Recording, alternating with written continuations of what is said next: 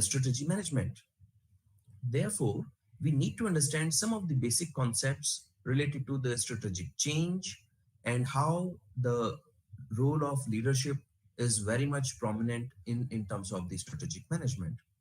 We will also discuss in this unit about the concept of leadership and various functions of leaders, and some of the leading leadership styles will also be referred, and the important or the importance of ethics and values will also be covered under this unit. So let's start with the discussion on the strategic change. Whenever a corporate or a business entity try to develop the strategy, then it need to visualize a broader horizon in terms of the different processes, tasks, large number of employees, and the rival's position as well. So in that particular case, how that strategy is going to implement is the major concern for the managers. So in this particular case, each organization has a very independent working style, and it varies from one organization to other organization, and therefore strategic formulation is one part, but at the same time its implementation is again very core aspect that one need to understand. Therefore, the strategy implementation process involves a large number of people, tasks, business units, and products to move from a stable strategy to the organizational redirection. Hence, this requires a lot of efforts and implementation process, which is quite complex in the present context. Therefore, if we just try to refer this strategic change, then it becomes important, crucial for the perspective of the management in terms of adopting to the changing times and manage the strategic change.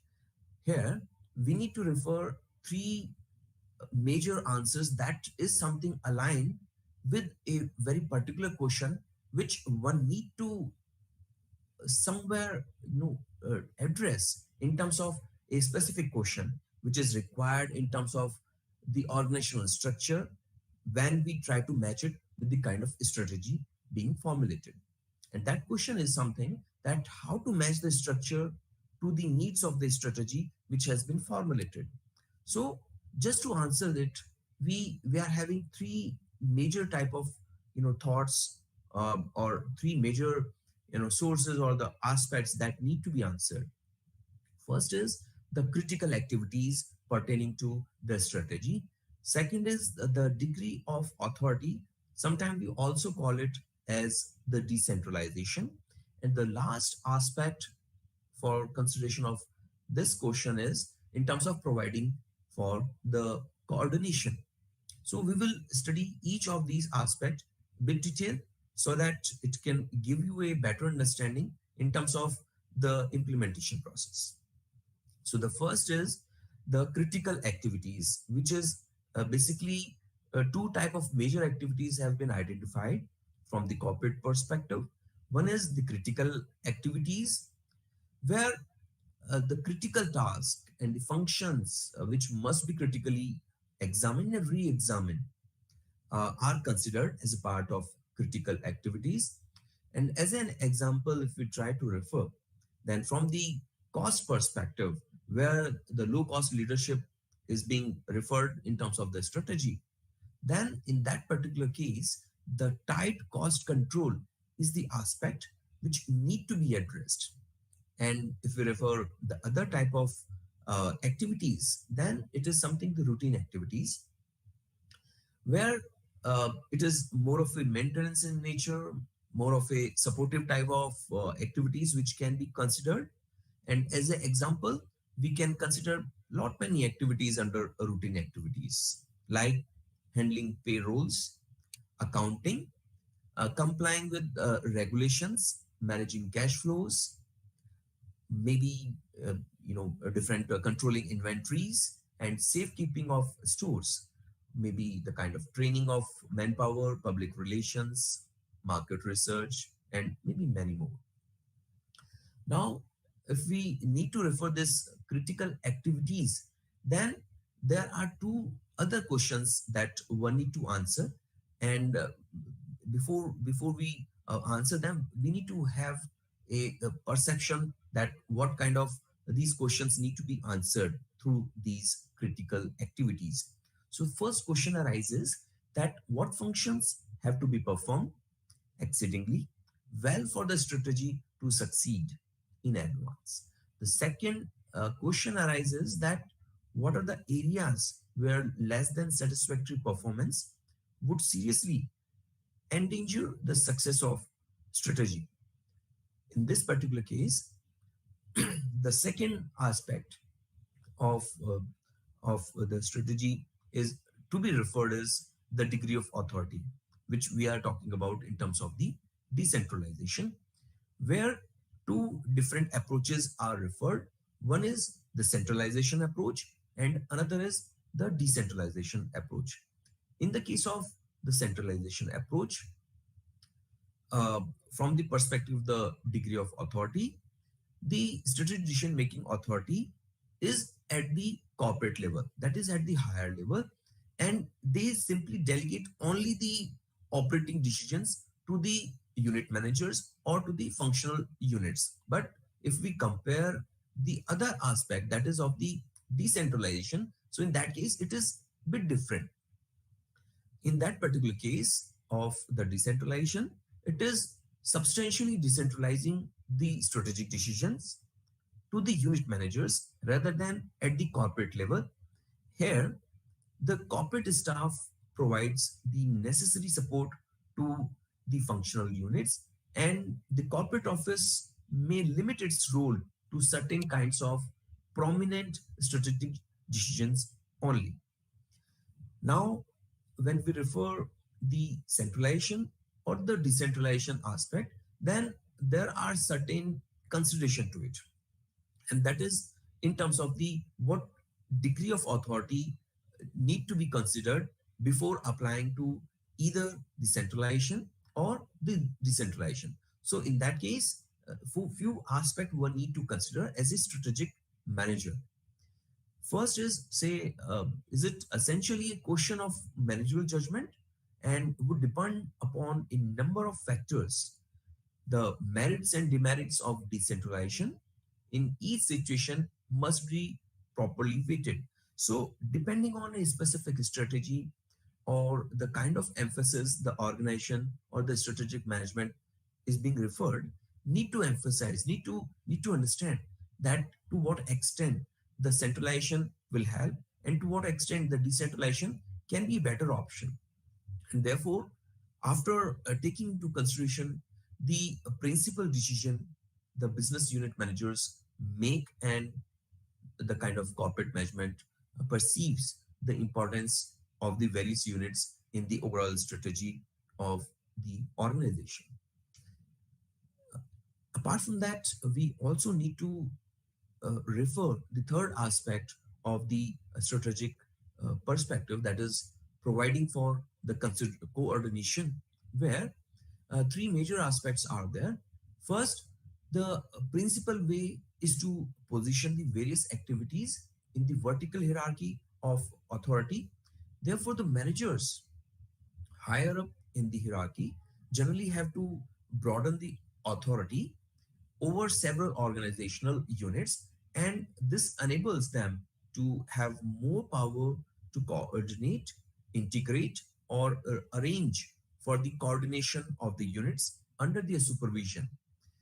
In this particular case, you will also notice that as far as the business units are concerned, the general manager are the central points in coordination because of their position of authority over the whole unit.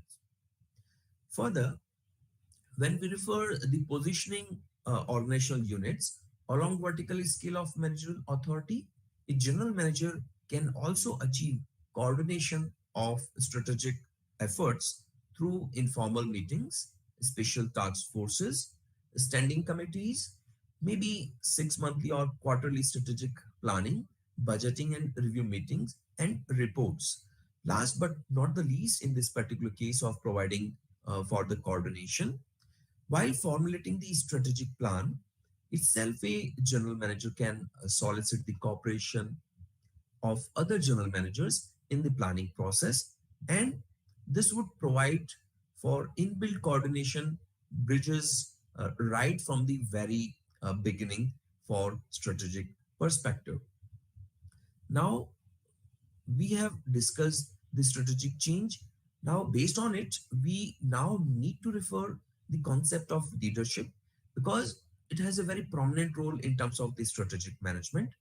And here, the leadership has been defined by Morin in 1984, which says that leadership is the capacity to frame plans which will succeed and the faculty to pursue others to carry them out in the face of all difficulties.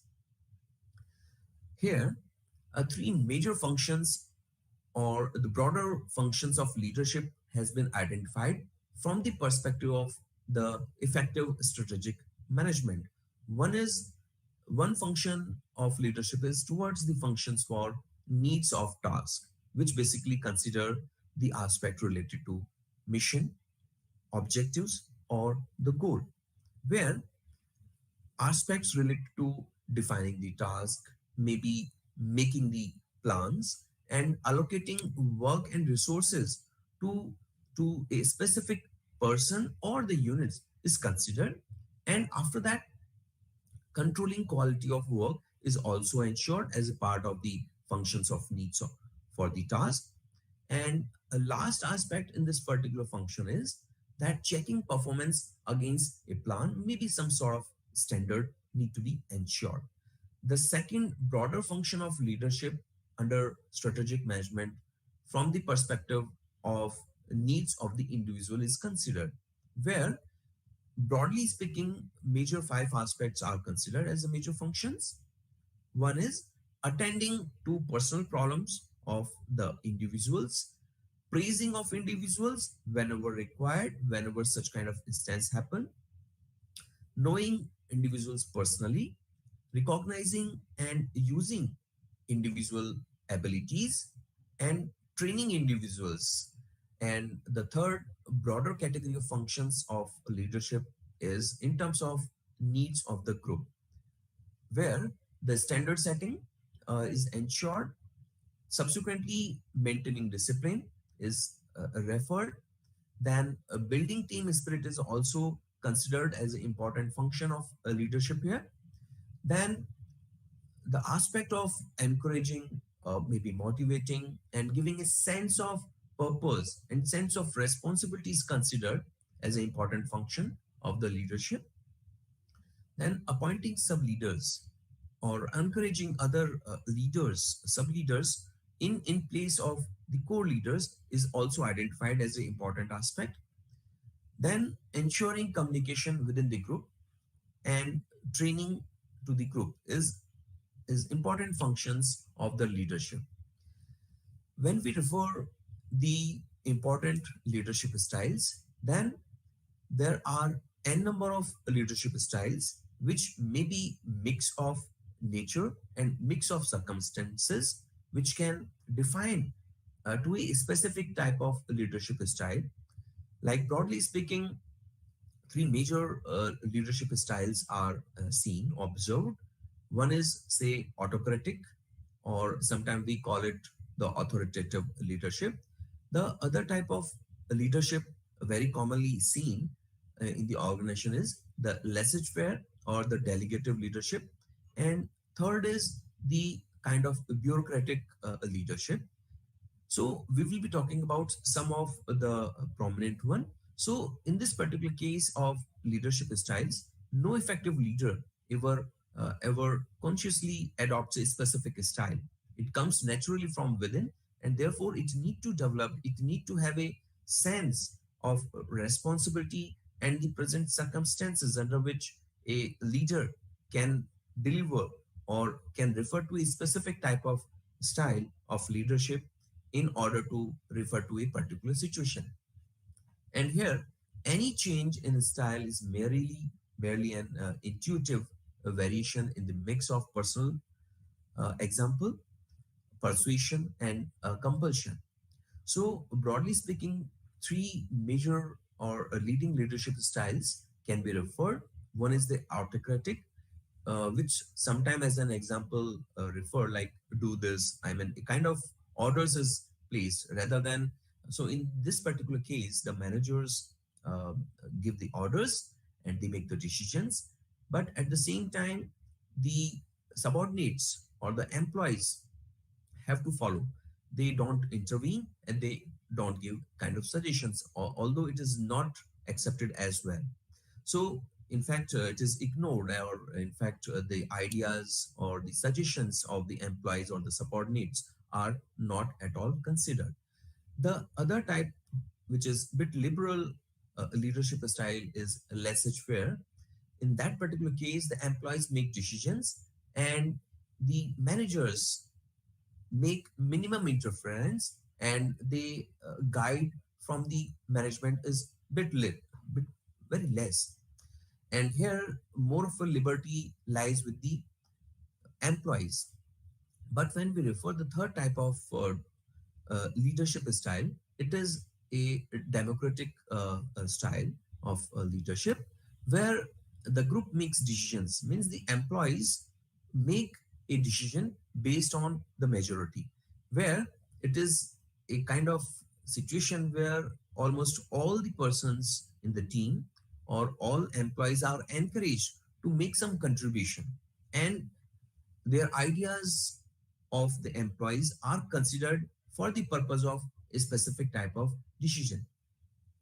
Now, when we refer to the leadership style, we also need to understand the concept of corporate culture, because the corporate culture is one such contribution towards the values and beliefs which is accepted and practiced by all the employees of the organization.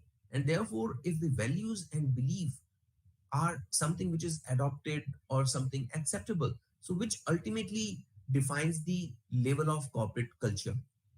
It can be a strong corporate culture, but at the same time, the reverse of that is weak corporate culture, where if the employees have strong commitment towards the organizations or the organization goals, then such type of organizations or the corporate culture is termed as the corporate culture. But the reverse of that, where the commitment of the employees is not that strong towards the organization or the organization goal. So that lead to a kind of weak corporate culture.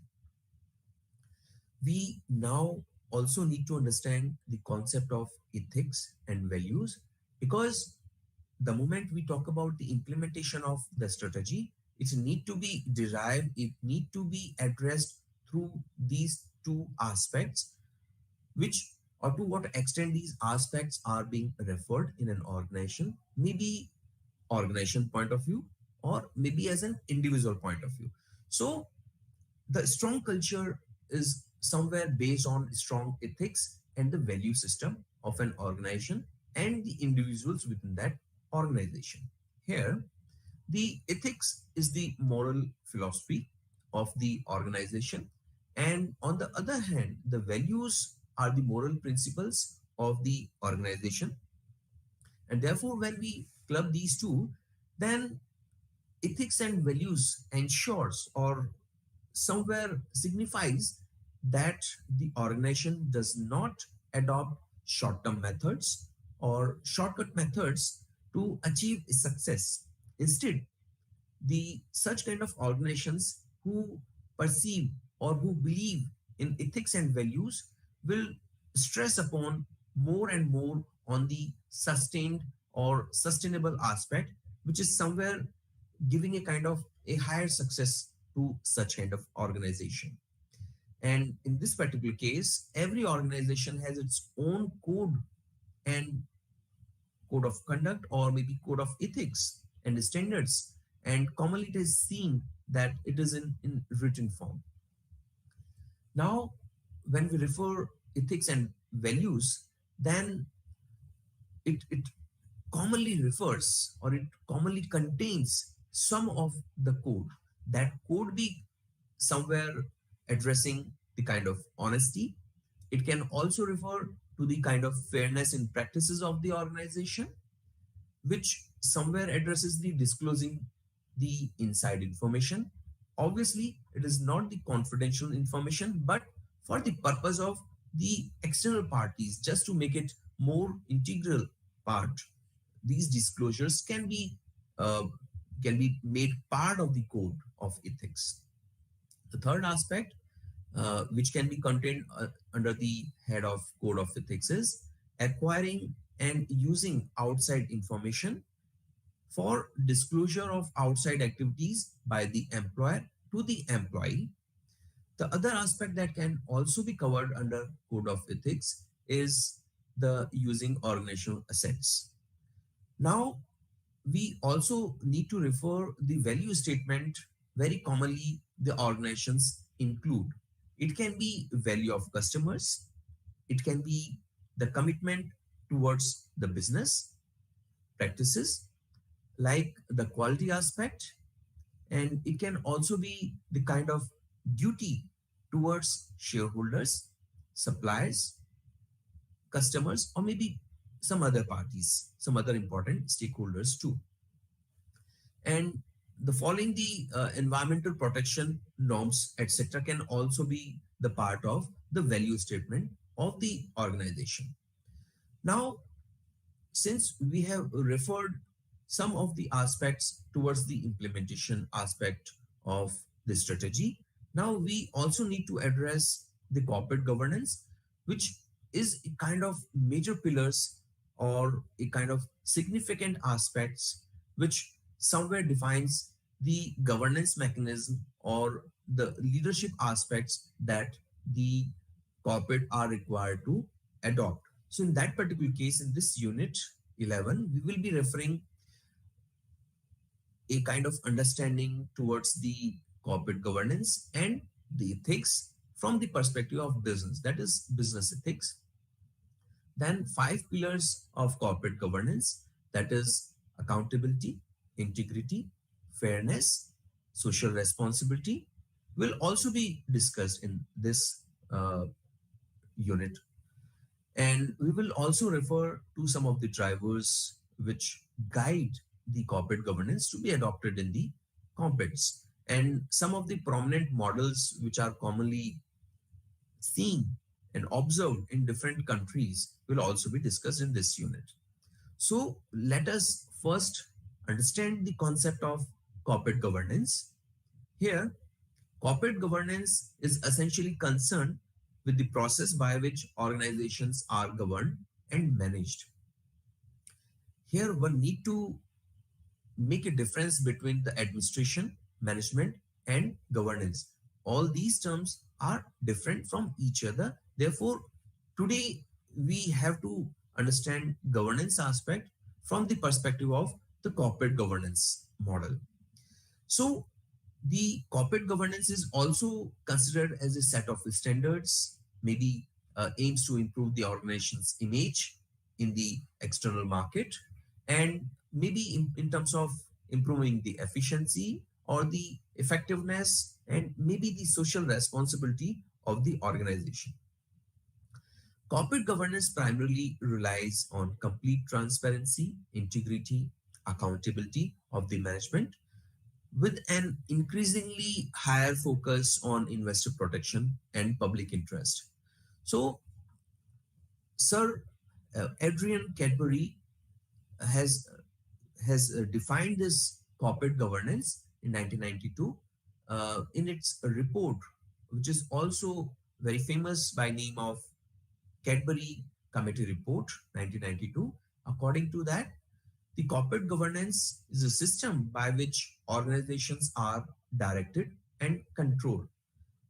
In this continuation, we also need to understand the business ethics before we proceed for the five major pillars of the corporate governance.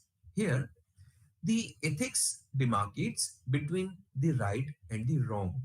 Therefore, if the ethics and the values is somewhere referred by an individual and the top position holders or the top management in an organizations, then one can easily identify and comply to the different business ethics practices, and where the moral values and certain codes of conduct which are presumed to be followed by an individual as well as an organization can be somewhere adopted as a effective business ethics practices in an organization.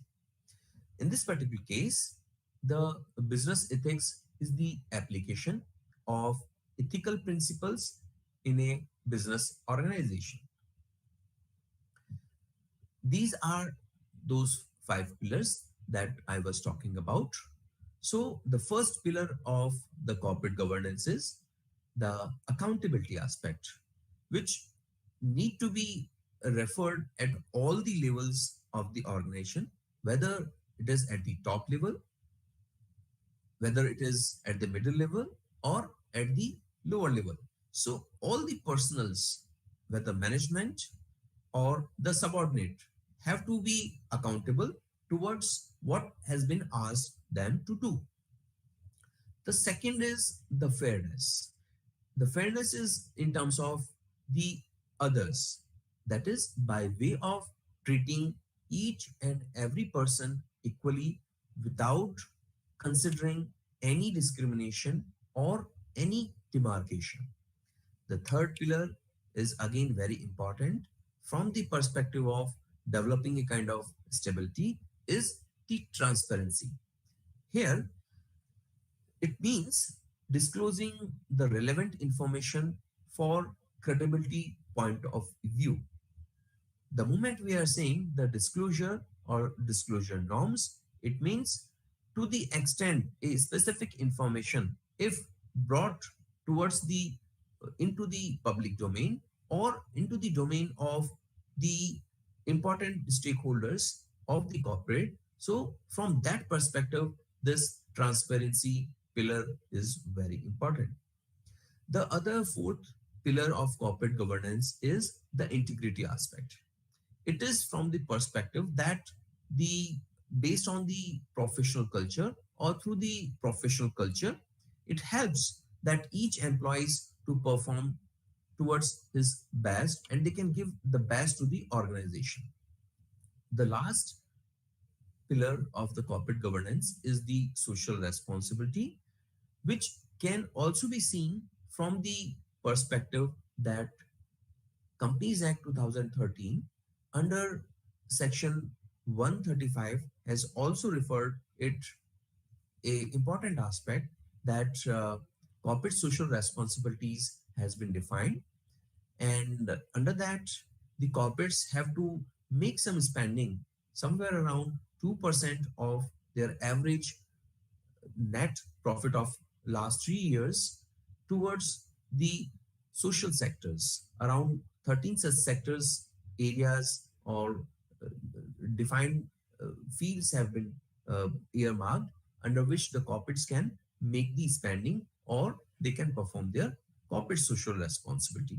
And it is ultimately for the benefit of the society and the organization too. Now, we need to refer the models of corporate governance because different countries, different organizations can have different set of practices and models that they are adopting or referring in terms of the corporate structure or maybe in terms of the significant procedures that they are referring to. But primarily here, the board structure and the corporate governance related practices is the prime objective to understand a specific type of model. So the corporate governance models means a kind of corporate form of business in terms of their composition and mechanism of appointing of board of directors and the board members and their functioning. When we refer the models of corporate governance, then different countries have adopted different set of corporate governance models.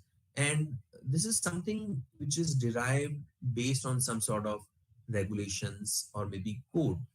And according to that, somewhere 5 to 6 major models of corporate governance have been identified. One is, say, Canadian model, another is Anglo-American model, UK model, third is German model, fourth Japanese model, and the Indian model, which is a mix of Anglo-American model and the Japanese model with some more features that we are going to understand. So the first model that we are referring here is the Anglo-American model of corporate governance, which is somewhere addressing or emphasizing on the shareholder. Therefore, considering the importance of the shareholder, it is also referred as the shareholders oriented model. In this particular case, through the visual, you can see that the company is having a direct control by the shareholders. And how it is happening?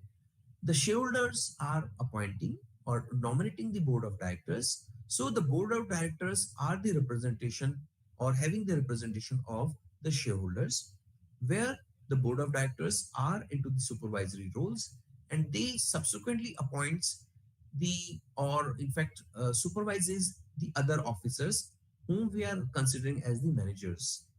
And these managers are the functionaries who manages the company, who manages the corporate. In this particular model, you will also see that the other important stakeholders, maybe it is the creditors, they provide the fund to the company, and the major ownership lies with the shareholders only. Apart from that, the other stakeholders may be there who are referring the company and who may be referring the company from different point of view. But at the same time, the legal system of that particular country is something governed or something regulating that organization from a specific regulation. So in this particular model, some of the salient feature is that it is the basis that which is very commonly seen in the case of Britain, Canada, America, Australia, and Commonwealth countries, including India. In this model, you will observe that shareholders' rights are recognized and given prime importance over others. The shareholders have right to elect all the members of the board.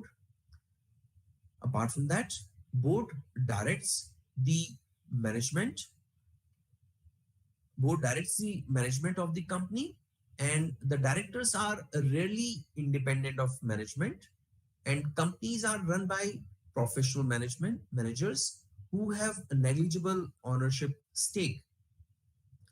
The other aspect in the case of Anglo-American model of corporate governance is that they have the clear separation of ownership and the management. Apart from that, the institutional investors like the banks and mutual funds are portfolio investors. And when they are not satisfied with the company's performance, they simply sell their shares in the market and quit. And that is a kind of indication where the other portfolio investors or the mutual fund try to observe the performance of the companies and the relative relation of the corporate governance and the performance of the company. It also refers to the disclosure norms, which are comprehensive, and rules against the insider trading, which are very rigorous and tight. The small investors are having the protection in this model, and the large investors are discouraged to take active role in corporate governance. When we refer the other major important corporate governance model, then it is a German model. Through the visual, you can easily see that two major parties are there. One is the shareholders who are also the owners of the company, but at the same time, the employees and labor unions of that company also plays an important role in terms of appointing the supervisory board, which is the top authority in such kind of corporates. And somewhere the shareholders and employees and labor unions are having equal weightage in terms of appointing the board of directors in the supervisory board. And these supervisory board members subsequently appoints and supervises the management board, which used to refer the affairs of the company. And in return, the management board report back to the supervisory board. And in this particular case, the management board also has a representation of the employees and labor union by way of labor relation officer. So, in the case of German model of corporate governance, workers are considered important stakeholders in the company, and they are having the right to participate in the management of the company. Corporate governance is carried out through two boards. Therefore, it is also known as two-tier board model. The first board is supervisory board. The shareholders elect the members of supervisory board. Employees also elect their representative for supervisory board, which are very commonly 50% in both the cases. The other board is board of management or the management board. The supervisory board appoints and monitors the management board. The supervisory board has the right to dismiss the management board and reconstitute the same. The third type of model of corporate governance is the Japanese model. In this case, in addition to the role of the shareholders, who are commonly known as the owner of the company, the role of the main bank who provide the funds, who provide the capital to the company is again very important. So two major parties are there. One is the shareholders and another is the main bank. So in this particular case, the higher authority or at the top of the organization is the supervisory board, which include the president, and it is appointed, I mean, the supervisory board is appointed by both, that is by the shareholders as well as by the intervention of the main bank. In this particular case, the main bank of the Japan are the fund provider or the loan provider, and at the same time the shareholders are the one who have invested, who have made the investment, who are the real owners of the company. And they basically, in the case of the supervisory board, you will also notice that the main bank intervene by way of strategic managers by deputing the strategic managers. Here at the top, the supervisory board is there, which subsequently define or which subsequently appoint the president, and president subsequently have the executive management, which is a kind of primarily a board of directors. And this particular board, with the help of or the support of the managers, manages the affair of the company.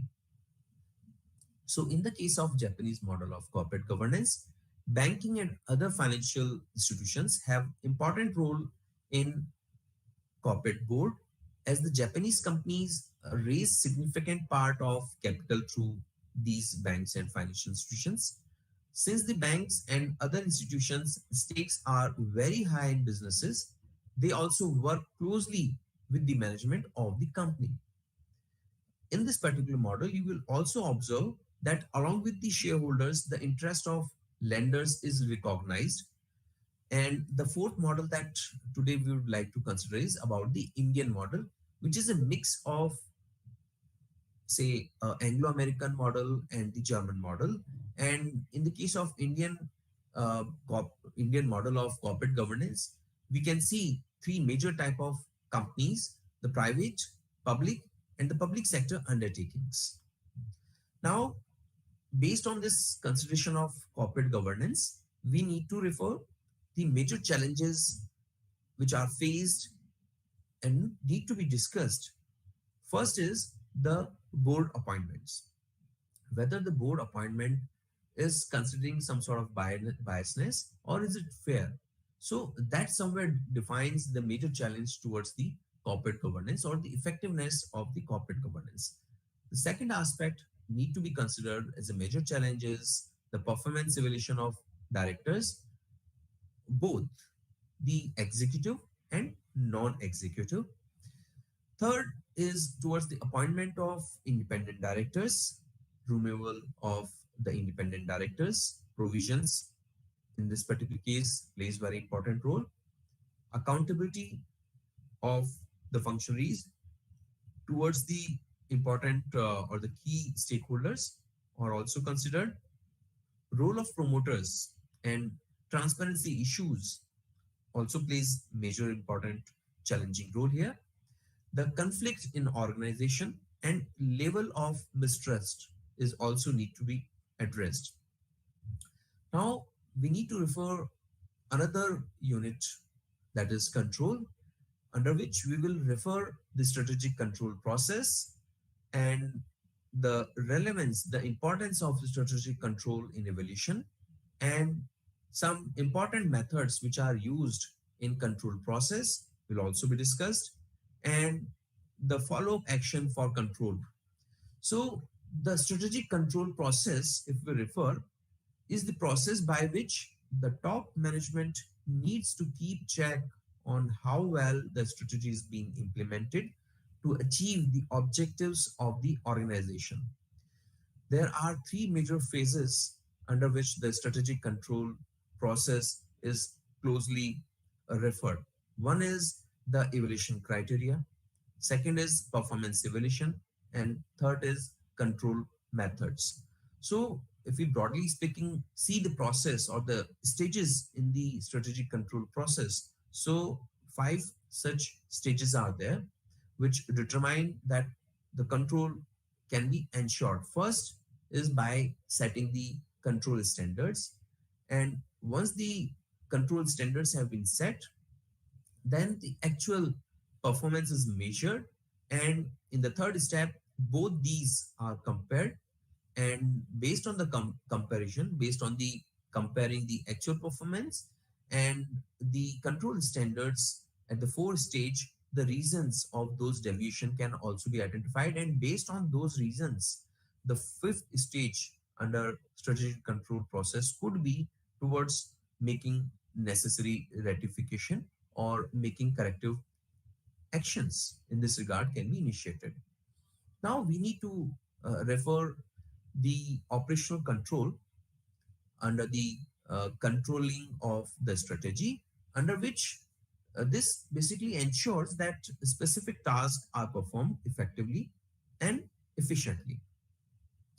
And if we refer some of the leading types of operational control, then it can include the financial control, budgeting aspect, management by objectives, and time controls. These are some of the tools one can refer.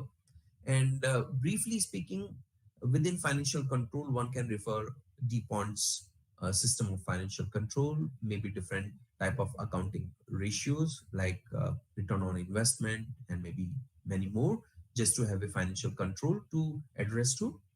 The second could be budgeting, which can be referred in terms of giving an idea of future expenditure and income, and it can also be classified maybe in terms of on the basis of time, monetary unit, function, or maybe based on the flexibility. The other control or operational control can be addressed through the help of management by objectives, MBO, where the objectives are established for the organization as a whole, for functional areas, departments, and finally individuals of the organization. The other type of control is time control. Commonly, two type of network analysis tools. One is program evaluation and review technique, PERT, and second is critical path method, CPM is referred under the time control. Now, we also need to refer the performance standard, because the moment we refer the actual performance, then it need to be compared with the kind of standard set. So therefore, standards against which actual performance is to be measured is a performance standard. And it actually reflects the results that are expected when a work is performed satisfactorily in an organization. Three major type of performance standards are there. One is based on the kind of comparison of present performance, and and apart from that the past performance, and therefore that type of performance standard is termed as the historical standards. The other is industry standards. In that particular case, the comparison of the actual performance of the organization is compared or against the similar other organization in the same industry. But when we refer the present standards, so in that particular case, the goals are decided by the organization management to be achieved in a particular period. When we refer the analysis aspect from the point of view of follow-up action for the control, then this is very prominent in terms of once the actual operations start, the information about the actual performance has to be collected rigorously, periodically, and compared with the standard set as we have referred earlier in terms of the performance standards. And once it is compared, then actual performance on key success factors is, if found to be unsatisfactory, the long-term success of the strategy may be in danger. And therefore, two course of action are commonly possible in such scenario. One, that a responsibility center manager may be asked to improve performance, or if it is not possible, then target or standards of performance may be revised or revisited.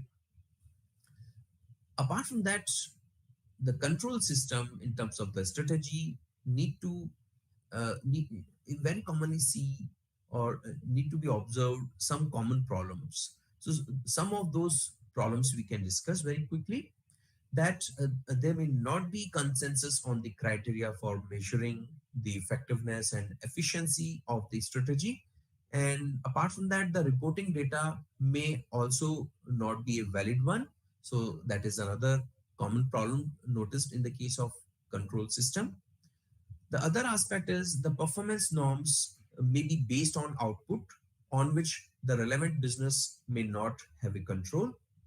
And very often, the performance standards may be set with inherent contradictions, and the employees may consider the system to be unfair and therefore may not accept it to the extent which is expected from them. And overemphasizing on measuring short-term performance may also make managers forget about the strategy, and which inherently has long connotations. And apart from that, it is also very difficult to set good, average, or say poor levels of performance in situations where the output are not very tangible. Four type of strategic controls are identified, because strategic control is a term that describes the process by which organizations control the formation and implementation of the strategies. So those four types are premise control, spatial alert control, implementation control, and strategic surveillance. Here, the premise control is the the concept which says that every strategy is founded on certain planning premises or assumptions. Therefore, premise control is intended to examine whether the premises on which a strategy is based are still valid or not. And if it is not valid, then those premises can be subsequently reviewed. The second type of strategic control is spatial alert control, and it's a kind of a particular alert control. In that case, the rigorous and quick reconsideration of an organization's plan in response to an unanticipated incident can be considered. The third type of strategic control is implementation control, which is further having two major forms. One is the strategic thrust, and the second is milestone reviews. Here, the strategic thrust is that basically give a kind of information that may be used to assess if the overall strategy is progressing as expected. And the milestone reviews is one way through which they track the strategy success at regular intervals. The fourth type of strategic control is the strategic surveillance, which is used in terms of monitoring a wide variety of events, both within the organization and outside the organization. that are likely to have an impact on the direction of the business strategy. The last unit we will be covering in terms of the evaluation of the strategy. Here, the process of evaluation need to be understand first, because the successful strategy is the effective implementation and the evaluation system, and therefore it is very necessary for the management to have a continuous evaluation, review uh, system, and which should be based on the corrective action can also be taken if that process of evaluation is 100% accurate. So the process of evaluation is relied on two major aspects: the effectiveness and the efficiency. The effectiveness is measured by the degree to which the organization has achieved its objectives, while the efficiency refers to the manner of a resource utilization for achieving the output. Now, we also need to refer the business portfolio analysis, because the moment we are talking about the review after the implementation of the strategy, then the portfolio analysis helps us in terms of understanding whether the strategies implemented are achieving the objective or are able to meet out the organizational objective or not. So from that perspective, the portfolio analysis is an analysis of the corporation as a portfolio of different businesses with the objective of managing it for returns on its resources. Here, the manager analyzes the future implications of their present resource allocation and continuously evaluates which operations or products to expand or add, or in contrary to that, which ones to be curtailed or disposed of. So if we refer some common business portfolio analysis or the tools available to it, then commonly speaking, 4 to 5 such types of business portfolio analysis are available. One is the BCG's growth share matrix. Second is McKinsey matrix, which is also known as G strategic business planning grid. Third is strategic planning institute matrix. Fourth is Arthur D. Little organizations matrix. And fifth is Hoffer's product market evolution matrix. So we will be referring one of the prominent BCG growth share matrix over here. That is that is considering two major factors. One is the market share. From this axis, from this 2 by 2 matrix, you can easily see that market share component is there in the visual, and at the same time the other is the market growth rate. So very commonly you will notice that a company, an organization is having different products or different ventures under which it is working. So if they need to emphasize upon a specific type of venture over the other, or just to make a kind of comparative analysis, then from that point of view, which venture is more important over the other, maybe from different portfolio perspective. So this type of metrics, BCG growth share metrics portfolio analysis, helps such organization, which is having four such component, where depending on the market growth rate, whether it is high or low, and at the same time the other counterpart is market share position of the company or its portfolio position, whether it is high or low. Four such situation may arise. One is the star, which means the the high position of the market share, and at the same time the high position of the market growth rate. And on the other hand, if we refer the cash cow position, then it is somewhere where the market share is high in the market, but at the same time the growth rate in the market is low. So this is one such situation which helps in terms of sharing kind of ability to fund the question marks or the star, where more growth prospect is required, where the the cow can help in terms of generating the funds and helping out the ventures to grow more. The question mark is one such stage where the market growth rate is high, but at the same time, the market share of the firm is low. So, in that case, if the firm is trying to explore the new ventures, so that might be very risky, and few maybe few become stars, or maybe other divested options might not be available.